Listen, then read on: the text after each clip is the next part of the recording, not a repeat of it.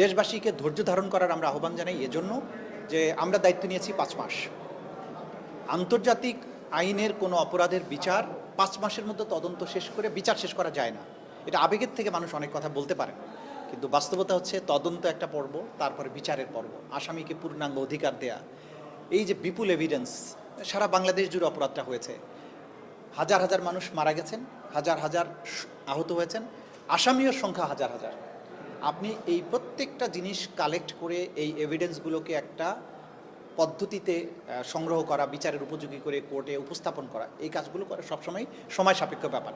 এর বাইরে রাষ্ট্রীয় বিভিন্ন ডকুমেন্টের প্রশ্ন আছে, বিভিন্ন কল রেকর্ড আছে, সিসিটিভি ফুটেজ আছে, এগুলো ফরেনসিক করার প্রশ্ন থাকে। এই সব কাজ করার জন্য যতটুকু যুক্তিসঙ্গত সময় দরকার সেই সময়টুকু আমরা নিচ্ছি, কিন্তু এর বাইরে একদিনও বেশি সময় নেওয়া হচ্ছে না। এবং আমরা জনগণকে বলবো যে বিচারের কাজে আপনারা সমর্থন অব্যাহত রাখুন। আমরা বাংলাদেশে এই নিষ্ঠুরতার বিচার কাজ অবশ্যই করতে সক্ষম এবং এটা আমরা করবো ইনশাআল্লাহ।